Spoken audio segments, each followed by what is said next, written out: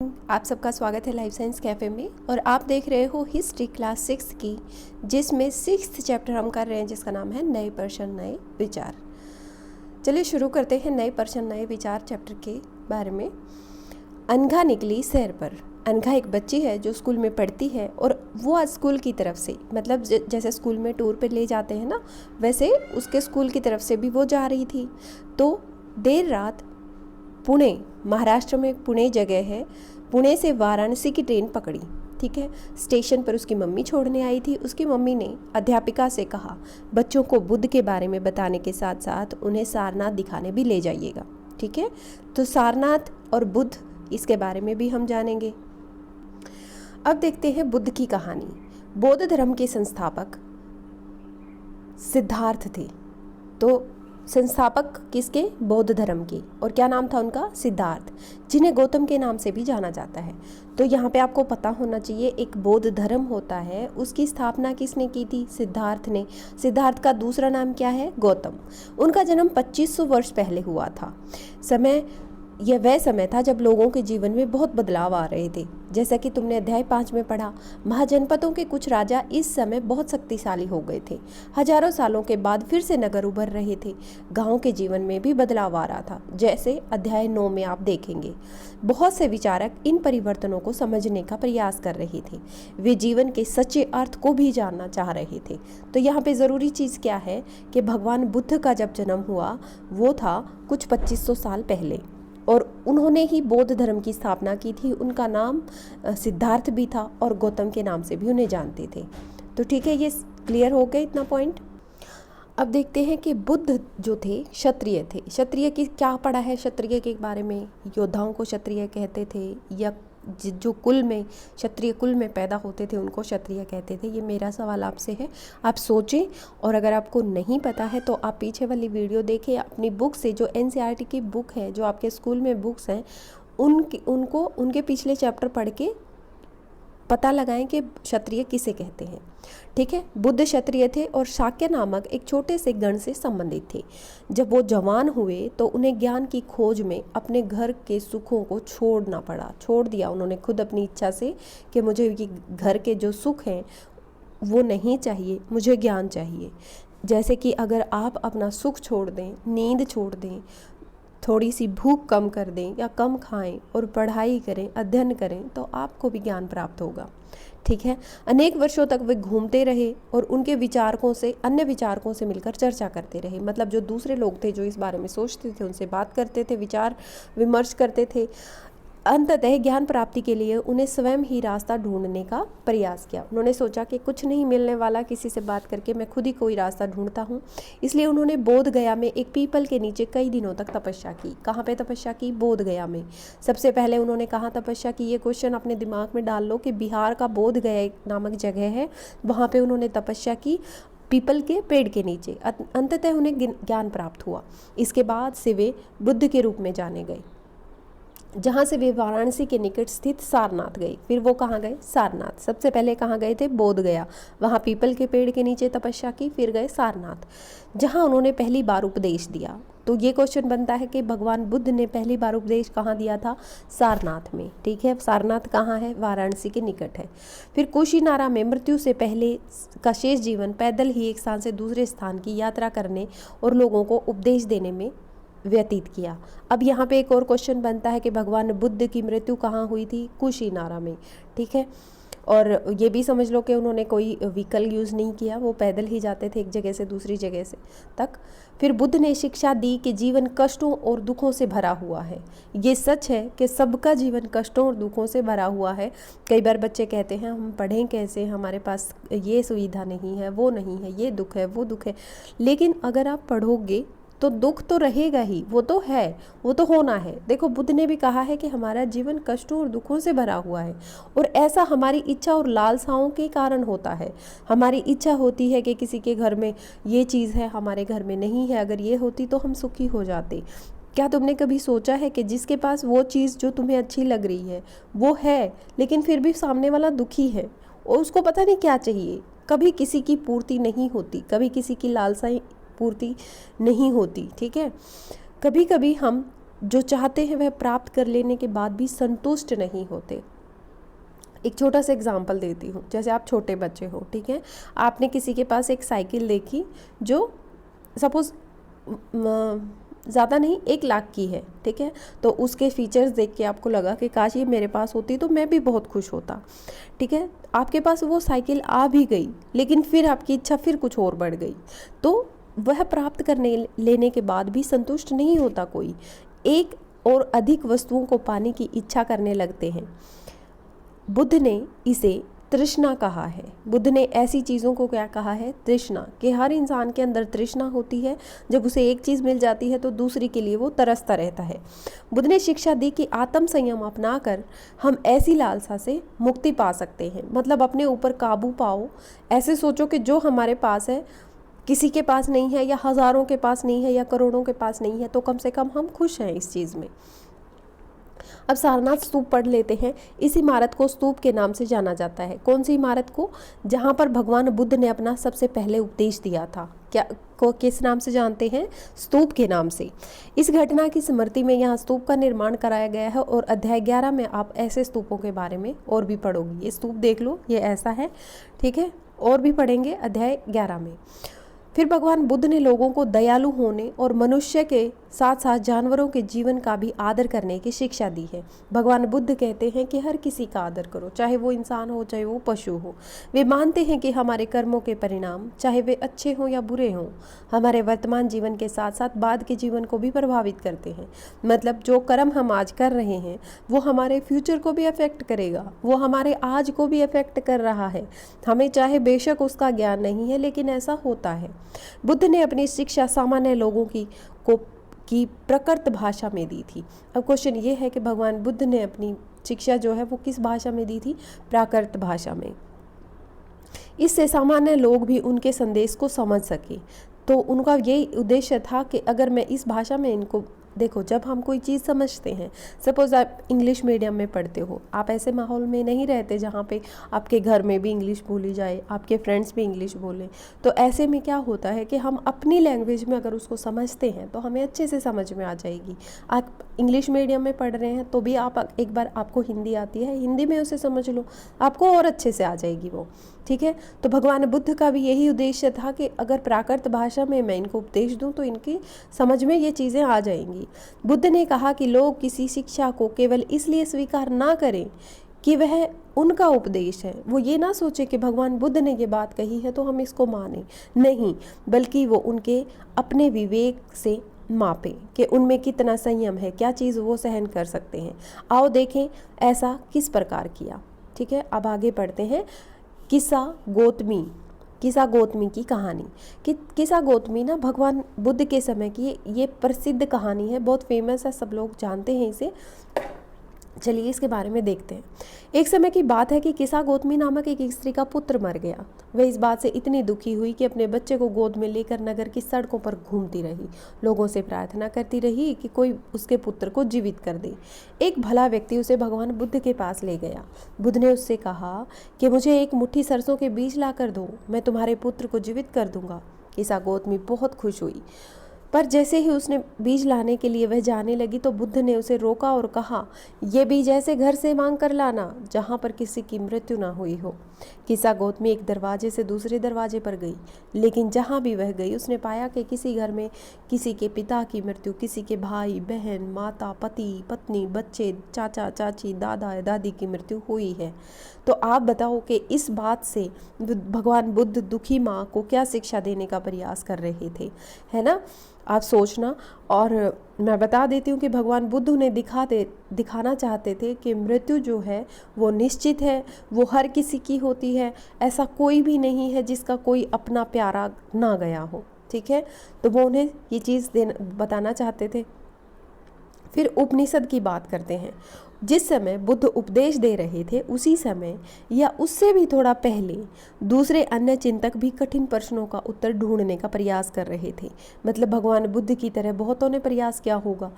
उनमें से कुछ मृत्यु के बाद के जीवन के बारे में जानना चाहते थे, मतलब जब मृत्यु हो जाती है तो इंसान का क्या होता है, जबकि अन्य यज्ञों की उपयोगिता के बारे में जानने के उत्सुक थे।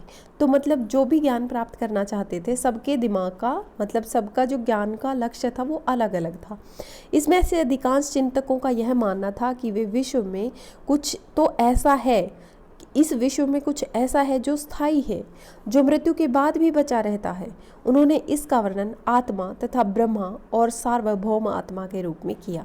मतलब वो लोग मानते थे कि आत्मा होती है, वे मानते थे कि अंततः आत्मा और ब्रह्मा एक ही है। ऐसे कई विचारों का संकलन उपनिषदों में हुआ है। उपनिषद उत्तर वैदिक ग्रंथों का हिस्सा है। उत्तर वैदिक ग्रंथ हमने पढ़े थे कि सबसे पहले ऋग्वेद बना था और उसके बाद जितने भी ग्रंथ बने थे उनको उत्तर वैदिक ग्रंथ कहते हैं। उपनिषद का शाब्दिक अर्थ है गुरु के समीप बैठना। तो ये शब्द उपनिषद का जो मतलब है ये भी आप हेडिंग में कर लो, इसका मतलब है गुरु के समीप बैठना। इन ग्रंथों में अध्यापकों और विद्यार्थियों के बीच बातचीत का संकलन किया गया है। प्राय ये विचार सामान्य वार्तालाप के रूप में प्रस्तुत किए जाते हैं। किसमें? उपनिषद में। अब पढ़ते हैं भारतीय दर्शन की 6 पद्धति। ठीक है, सर दर्शन जिसे कहते हैं। सदियों से भारत द्वारा सत्य की बौद्धिक खोज का प्रतिनिधित्व दर्शन की 6 शाखाओं ने किया है।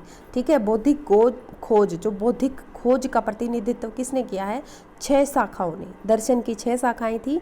ये वैशेषिक, न्याय, सांख्य, योग, पूर्व मीमांसा, वेदांत या उत्तर मीमांसा के नाम से जाने जाते हैं। मतलब ये दर्शन की 6 शाखाएं हैं, इनके नाम दिए गए हैं। और दर्शन की इन 6 पद्धतियों की स्थापना क्रमशः ऋषि कणद, गौतम, कपिल, पतंजलि, जैमिनी और व्यास द्वारा की गई मानी जाती है। वे आज भी देश में बौद्धिक चर्चा को दिशा देते हैं। जर्मन मूल के ब्रिटिश भारतविद फ्रेडरिक मैक्स मूलर के अनुसार दर्शन की इन 6 शाखाओं का विकास कई पीढ़ियों के दौरान व्यक्तिगत विचारकों के योगदान से हुआ है। मतलब कई पीढ़ियां लगी हैं जब ये 6 शाखाएं बनी हैं और व्यक्तिगत विचार भी रहे हैं इसमें। यद्यपि ये एक दूसरे से भिन्न दिखते हैं, तथापि सत्य की इनकी समझ में आधारभूत तालमेल दिखता है। मतलब जो सत्य का आधार है वो इनका लगभग सेम है। अब हम पढ़ते हैं बुद्धिमान भिखारी के बारे में। यह वार्तालाप छांदोग्य उपनिषद नामक प्रसिद्ध उपनिषद की एक कहानी पर आधारित है। शौनक और अभिप्रतारेण नामक 2 ऋषि सार्वभौम आत्मा की उपासना करते थे। कौन? शौनक और अभिप्रतारेण। एक बार जो ही वो भोजन करने बैठे, एक भिखारी आया और भोजन मांगने लगा। शौनक ने कहा, हम तुम्हें कुछ नहीं दे सकते। भिखारी ने पूछा, विद्वजन, आप किसकी उपासना करते हैं? अभिप्रतारेण ने उत्तर दिया, सार्वभौम आत्मा की। ओह, इसका मतलब आप यह जानते हैं कि यह सार्वभौम आत्मा संपूर्ण विश्व में विद्यमान है। ऋषियों ने कहा, हाँ, हम यह जानते हैं। भिखारी ने फिर पूछा, अगर आप सार्वभौम आत्मा संपूर्ण विश्व में विद्यमान है, अगर यह सार्वभौम आत्मा विश्व में विद्यमान है तो यह मेरे अंदर भी विद्यमान है। मैं कौन हूँ? मैं इस विश्व का ही एक भाग ही तो हूँ। तुम सत्य बोलते हो युवा ब्राह्मण, इसलिए हे ऋषियों, मुझे भोजन ना देकर आप उस सार्वभौम आत्मा को भोजन ना देने से मना कर रहे हो। भिखारी की बात की सच्चाई जानकर ऋषियों ने उसे भोजन दे दिया। भिखारी ने भोजन पाने के लिए ऋषियों को किस तरह मनाया, है ना? कोई भिखारी देखो है तो भिखारी, लेकिन उसने तो ज्ञान की बात कर दी कि तुम सब सार्वभौम आत्मा के बारे में बात कर रहे हो, जो आत्मा पूरे विश्व में विद्यमान है और वो मेरे अंदर भी है और मुझे मना कर रहे हो। तो उसने अपने बुद्धि से उन ब्राह्मणों से भोजन ले लिया। फिर आगे पढ़ते हैं कि इन चर्चाओं में भाग लेने वाले अधिकांश पुरुष ब्राह्मण और राजा होते थे। कभी कभी गार्गी जैसी स्त्री विचारकों का भी उल्लेख मिलता है। मतलब गार्गी स्त्री क्या थी? जो इन चर्चाओं में भाग लेती थी। विद्वता के लिए प्रसिद्ध गार्गी राज दरबारों में होने वाले वाद विवाद में भाग लिया करती थी। निर्धन व्यक्ति इस तरह के वाद विवाद में बहुत कम हिस्सा लेते थे। इस तरह एक प्रसिद्ध उपवाद सत्यकाम जाबाल का है। सत्यकाम जाबाल का नाम उसकी दासी माँ के नाम पर पड़ा। सत्यकाम के मन में सत्य को जानने की तीव्र इच्छा पैदा हुई। गौतम नामक एक ब्राह्मण ने उन्हें अपने विद्यार्थी के रूप में स्वीकार किया तथा वह अपने समय के सर्वाधिक प्रसिद्ध विचारकों में से एक बन गए। उपनिषदों के लिए के कई विचारकों का विकास बाद में प्रसिद्ध विचारक शंकराचार्य के द्वारा किया गया, जिनके बारे में तुम कक्षा 7 में पढ़ोगे। फिर बात करते हैं व्याकरणविद पाणिनि। व्याकरणविद पाणिनि ने क्या किया, इस युग में कुछ अन्य विद्वान भी खोज कर रहे थे। उन्हीं प्रसिद्ध विद्वानों में एक पाणिनि ने संस्कृत भाषा के व्याकरण की रचना की। अब देखो, संस्कृत भाषा की व्याकरण अलग है और पाणिनि ने क्या किया, संस्कृत भाषा की व्याकरण की रचना की थी। उन्होंने स्वर और व्यंजनों को एक विशेष क्रम में रखकर उनके आधार पर सूत्रों की रचना की थी। ठीक है, ये सूत्र बीज गणित के सूत्रों से काफ़ी मिलते जुलते हैं। इनका प्रयोग कर उन्होंने संस्कृत भाषा के प्रयोग के नियम लघु सूत्रों के रूप में लिखे। लगभग 3000 हैं ये जो पाणिनि ने लिखे थे। फिर बात करते हैं जैन धर्म की। इसी युग में अर्थात लगभग 2500 वर्ष पूर्व जैन धर्म के 24वें तथा अंतिम तीर्थंकर है ये। ठीक है, तो 24वें तीर्थंकर कौन थे, वर्धमान महावीर। ठीक है, पहले तो ये याद कर लो कि महावीर जो थे 24वें तीर्थंकर थे। जैन धर्म में 2500 साल पहले पूर्व जैन धर्म के 24वें और अंतिम तीर्थंकर धर्म वर्धमान महावीर ने अपने विचारों का प्रसार किया। यह वज्जी संघ के लिच्छवी कुल के एक क्षत्रिय राजकुमार थे। ठीक है, कहाँ, एक वज्जी संघ के लिच्छवी कुल, महावीर का संबंध किससे है, लिच्छवी कुल से है, और ये एक राजकुमार थे। इस संघ के विषय में तुमने अध्याय 5 में पढ़ा होगा। 30 वर्ष की आयु में उन्होंने घर छोड़ दिया और जंगल में रहने लगे। 12 वर्ष तक उन्होंने कठिन और एकाकी जीवन व्यतीत किया, मतलब अकेले रहे और बहुत ही मुश्किलों भरे जीवन से वो गुजरे। इसके बाद उन्हें ज्ञान प्राप्त हुआ। उनकी शिक्षा सरल थी। सत्य जानने की इच्छा रखने वाले प्रत्येक स्त्री व पुरुष को अपना घर छोड़ देना चाहिए। उन्हें अहिंसा के नियमों की कड़ाई से पालन करना चाहिए, अर्थात किसी को भी कष्ट ना देना और ना ही किसी उसकी हत्या करना। महावीर का कहना था कि सभी जीव जीना चाहते हैं, सभी के लिए जीवन प्यारा होता है। महावीर ने अपनी शिक्षा प्रकृति में दी। ठीक है, प्राकृत में दी, और भगवान बुद्ध ने भी प्राकृत भाषा में अपनी शिक्षा दी। यही कारण है कि साधारण जन भी उनके और उनके अनुयायियों की शिक्षाओं को समझ सकते हैं। देश में अलग अलग हिस्सों में प्राकृत के अलग अलग रूप प्रचलित हैं। प्रचलन क्षेत्र के आधार पर ही उनके अलग अलग नाम थे। जैसे मगध में बोली जाने वाली प्राकृत मागधी कहलाती है, तो जहाँ पर भी वो गए उसी भाषा में उन्होंने ज्ञान दिया। फिर जैन नाम से जाने गए महावीर के अनुयायियों को भोजन के लिए भिक्षा मांगकर सादा जीवन बिताना होता था। उन्हें पूरी तरह से ईमानदार होना पड़ता था और चोरी ना करने की उन्हें सख्त हिदायत दी थी। उन्हें ब्रह्मचर्य का पालन करना होता था। पुरुषों को वस्त्रों सहित सब कुछ त्याग देना पड़ता था। ठीक है, तो उनका जीवन कैसा था आप समझ लो। फिर जैन शब्द को समझते हैं। जैन शब्द जीन शब्द से निकला है, जिसका मतलब है विजेता। ठीक है, जो जीत गए, विजय प्राप्त कर ली, वो कौन है, जैन। महावीर के लिए जिन शब्द का प्रयोग क्यों हुआ, ये क्वेश्चन है आपके लिए। ठीक है, फिर बात करते हैं अधिकांश व्यक्तियों के लिए ऐसे कड़े नियमों का पालन करना बहुत कठिन था। मतलब ऐसा तो कोई नहीं हो सकता कि ब्रह्मचर्य का पालन करे या फिर बिल्कुल ही झूठ ना बोले, चोरी ना करे। फिर भी हजारों व्यक्तियों ने इस नई जीवन शैली को जानने और सीखने के लिए अपने घरों को छोड़ दिया। कई अपने घरों पर ही रहे और भिक्षु भिक्षु और भिक्षुणी बने लोगों को भोजन प्रदान कर उन्हें सहायता करते रहे। मुख्यतः व्यापारियों ने जैन धर्म का समर्थन किया। आप देखते हो कि अभी भी जो जैन धर्म के लोग हैं वो ज़्यादातर कौन है, व्यापारी हैं। ठीक है,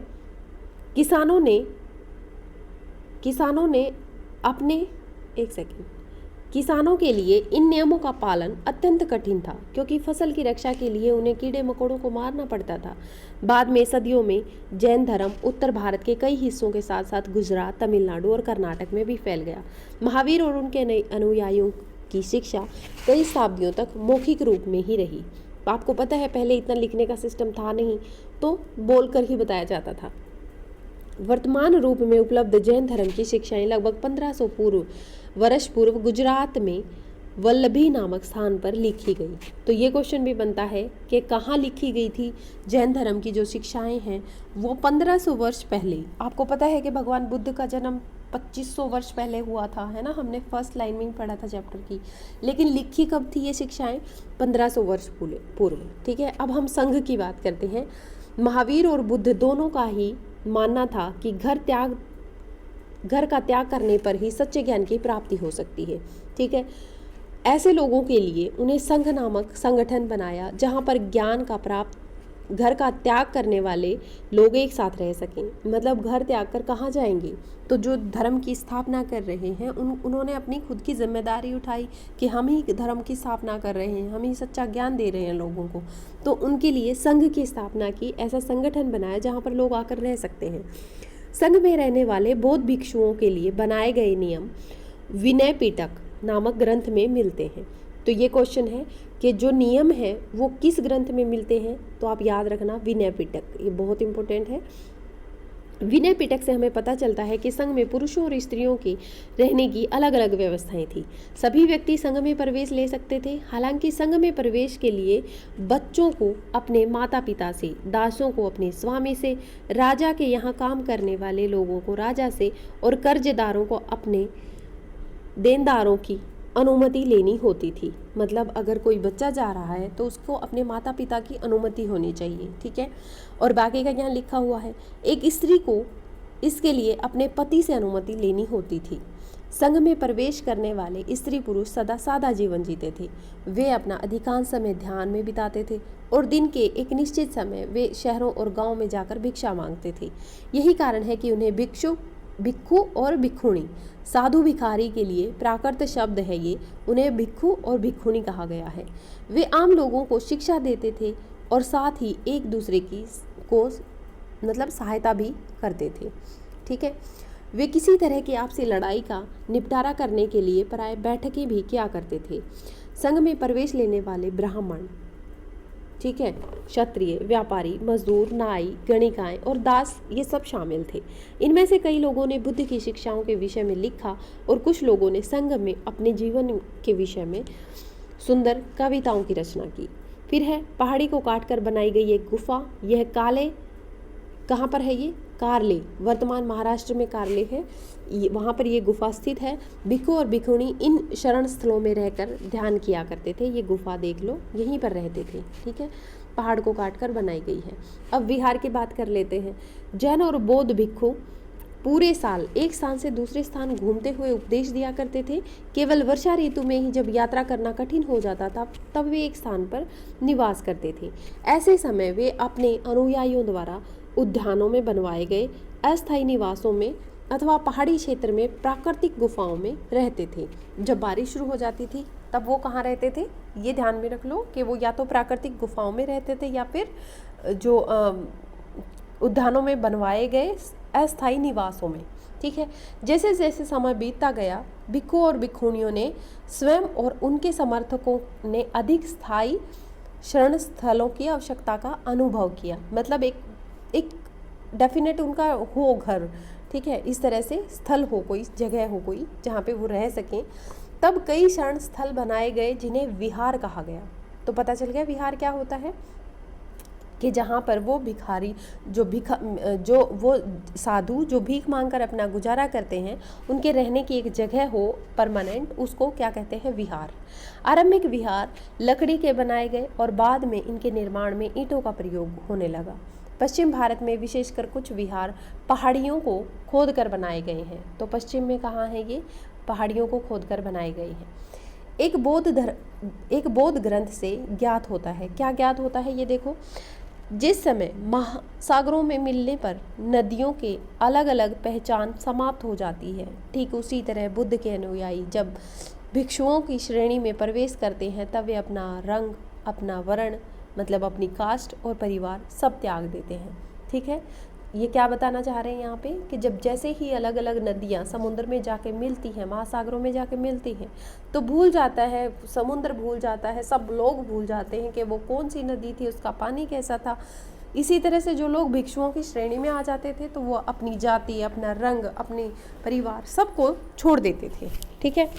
प्राय किसी धनी व्यापारी, राजा और भूस्वामी द्वारा दान में दी गई भूमि पर विहार का निर्माण होता था। मतलब भिक्षुओं की जो परमानेंट जगह बनती थी वो दान में दी गई भूमि होती थी। स्थानीय व्यक्ति भिक्षु भिक्षुणियों के लिए भोजन, वस्त्र, दवाइयाँ लेकर आते थे। उनके बदले वे भिक्षु और भिक्षुणी लोगों को शिक्षा देते थे। ठीक है। मतलब जो लोग लेकर जाते थे उनके लिए कोई हेल्प, उसके बदले में वो साधु क्या करते थे, उनको शिक्षा देते थे। आगे आने वाली शताब्दियों में बौद्ध धर्म उपमहाद्वीप के विभिन्न हिस्सों में के साथ साथ बाहरी क्षेत्रों में भी फैल गया। अध्याय 9 में तुम इसके बारे में और ज़्यादा पढ़ोगी। फिर है आश्रम व्यवस्था। आश्रम व्यवस्था क्या थी? जैन और बौद्ध धर्म जिस समय लोकप्रिय हो रहे थे, लगभग उसी समय ब्राह्मणों ने आश्रम व्यवस्था का विकास किया। यहाँ आश्रम शब्द का तात्पर्य लोगों द्वारा रहने और ध्यान करने के लिए प्रयोग में आने वाले स्थान से नहीं है, बल्कि इसका तात्पर्य जीवन के एक चरण से है। मतलब जीवन का एक स्टेज से है। ब्रह्मचर्य, गृहस्थ, वानप्रस्थ और संन्यास नामक 4 आश्रमों की व्यवस्था की गई। ब्रह्मचार्य के अंतर्गत ब्राह्मण, क्षत्रिय और वैश्य से यह अपेक्षा की जाती थी कि इस चरण के दौरान वे सादा जीवन बिताकर वेदों का अध्ययन करें। ठीक है। तो 4 अवस्थाएं थी जीवन की, जिसमें पहला था ब्रह्मचर्य। फिर गृहस्थ आश्रम के अंतर्गत उन्हें विवाह कर एक गृहस्थ के रूप में रहना होता था। वानप्रस्थ के अंतर्गत उन्हें जंगल में रहकर साधना करनी थी। अंततः उन्हें सब कुछ त्याग कर सन्यासी बन जाना था। मतलब गृहस्थ अगर वो जीवन की श्रेणी में है तो उनको विवाह भी करना पड़ेगा और गृहस्थ के रूप में रहना भी होगा। ठीक है। फिर था वानप्रस्थ। वानप्रस्थ के अंतर्गत उन्हें जंगल में रहना पड़ता था। ठीक है। फिर उसके बाद था संन्यास। उसके बाद देखते हैं, आश्रम व्यवस्था के लोगों को अपने जीवन का कुछ हिस्सा ध्यान में लगाने पर बल दिया। प्राय स्त्रियों को वेद पढ़ने की अनुमति नहीं थी। अब देख लो, आप बौद्ध और जैन धर्म में भी स्त्रियों को अनुमति नहीं थी, लेकिन उनके जो विहार थे ना, वहाँ पर स्त्रियों और पुरुषों के लिए अलग अलग जगह होती थी रहने के लिए, पर वेद पढ़ने की अनुमति नहीं थी और उन्हें अपने पतियों द्वारा पालन किए जाने वाले आश्रमों का ही अनुसरण करना होता था। ठीक है। उसके बाद आता है अन्यत्र। एटलस में ईरान को ढूंढो। ये ज़रूर किया करो कि ईरान को ढूंढना ही है आपने। फिर है जरथुस्त्र, एक ईरानी पैगंबर थे। ठीक है। जरथुस्त्र क्या है? उनकी शिक्षाओं का संकलन जैन अवेस्ता नामक ग्रंथ में मिलता है। अब ये जैन अवेस्ता है। जैन अवेस्ता की भाषा और उसमें वर्णित रीति रिवाज वेदों की भाषा रीति रिवाजों से काफ़ी मिलते जुलते हैं। ठीक है। अब ईरान के साधु हैं, ये पैगंबर हैं जरथुस्त्र। ठीक है। उन्होंने उनकी शिक्षाओं का संकलन कहाँ है? जैन अवेस्ता में। और वो किससे मिलते जुलते हैं? वेदों की भाषा और रीति रिवाज से काफ़ी मिलते जुलते हैं।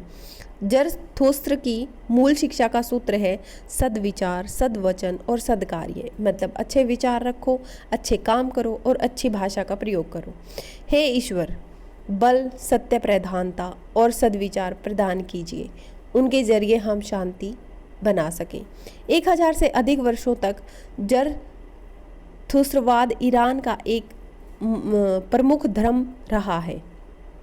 ठीक है। ईरान का धर्म ही है ये जरथुस्त्रवाद। बाद में कुछ जरथुस्त्रवादी ईरान से आकर गुजरात और महाराष्ट्र के तटीय नगरों में बस गए। वे लोग ही आज के पारसियों के पूर्वज हैं। मतलब देखो, ईरान के लोगों के, मतलब ईरान का कोई पैगंबर था, वो यहाँ के पारसियों के पूर्वज हैं। ठीक है। तो इस कॉन्सेप्ट से यही पता चलता है कि ये नाम याद कर लेना, उनका ग्रंथ याद कर लेना और पारसियों के पूर्वज कौन है ये आपको पता चल गया। फिर उसके बाद उपयोगी शब्द को ज़रूर देखना। तृष्णा क्या होती है? प्राकृत, आत्मा, ब्रह्मा, उपनिषद, जैन, अहिंसा, भिक्षु, संघ, विहार और आश्रम। ठीक है। आई होप आपको ये चैप्टर समझ में आया होगा, और अगर समझ में आया है तो लाइक ज़रूर करना और अपने फ्रेंड्स के साथ शेयर करना। Thank you for watching.